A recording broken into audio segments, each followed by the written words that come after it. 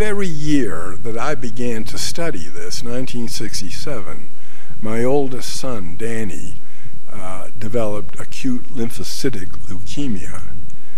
And he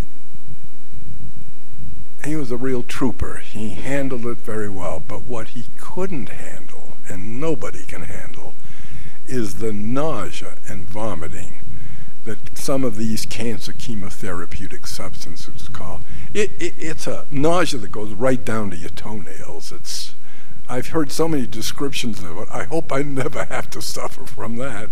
It was awful, and Danny would get very anxious about going in for his next treatment.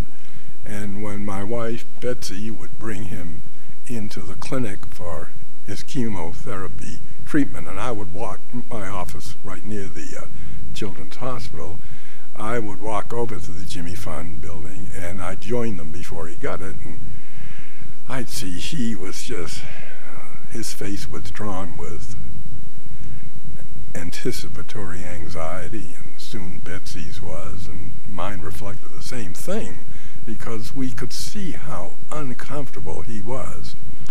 And he would, after treatment, go home. He would go into his bed and continue we'd have a big bucket by the side of his bed, and that would go on. He wouldn't vomit up anything, but he had the dry heaves for about 8 hours after the vomiting. So Sidney Farber, who was my professor of oncology at Harvard, had now retired, and a man by the name of Emil Fry had come to take his place.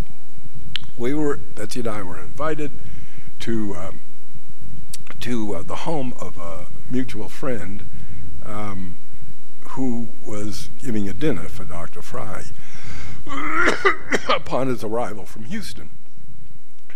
During that conversation, he said he had read the chapter on medicine, Marijuana Reconsidered, and had a question to ask me. Did I think that cannabis might be useful in the nausea of nausea and vomiting of cancer chemotherapy?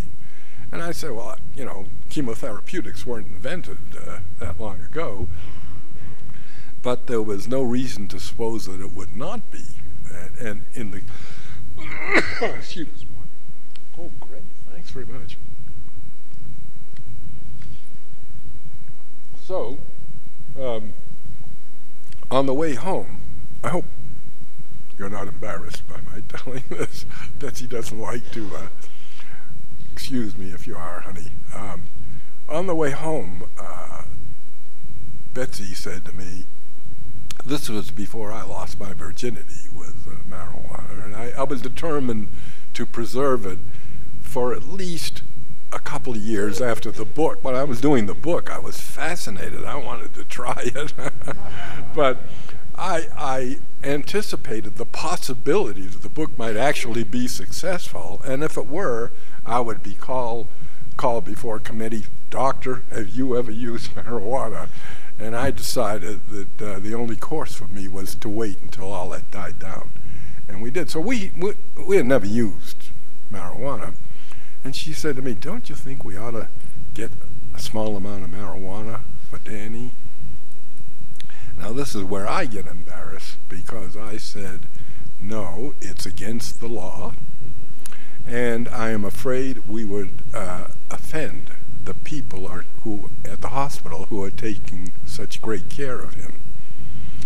Well, the next time, about 2 weeks later, he was scheduled to get his cancer chemotherapy, and I walked over to meet them in the treatment room, and they were sitting there, and they were having fun. They were smiling and joking, and I thought, hey, what's going on here? Well, you know, this doesn't make, this is completely out of my experience of this situation. And finally I learned the story. That morning, on the way into the hospital, Betsy went up to the schoolyard at Wellesley High School and said to Danny's friend Mark, could you get me a small amount of marijuana? And once he was able to accept the fact that Mrs. Grinspoon was asking him to get some marijuana, he ran off, and 15 minutes later he was back, gave her a little bit of marijuana, and they smoked it in the hospital park. Not they, not Betsy, but Danny did, in the hospital parking lot 20 minutes before their appointment for the infusion of the cancer chemotherapeutic. I was flabbergasted. But that was overwhelmed by what I observed. Danny got his injection and hopped off the gurney. He didn't complain of anything. He was usually almost immediately a nausea. He said, "Hey Mom, I noticed there was a submarine shop on Brookline Avenue. Can we stop for a sub on the way home?" And when they got back to Wellesley, he said, "I don't want to go to bed. I want to go back to school. I want to go to school."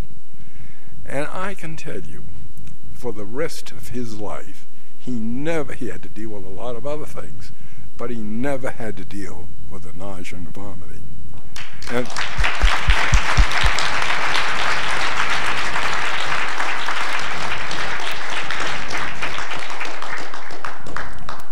And I can tell you his family was also very much relieved. It was something that we were so grateful for.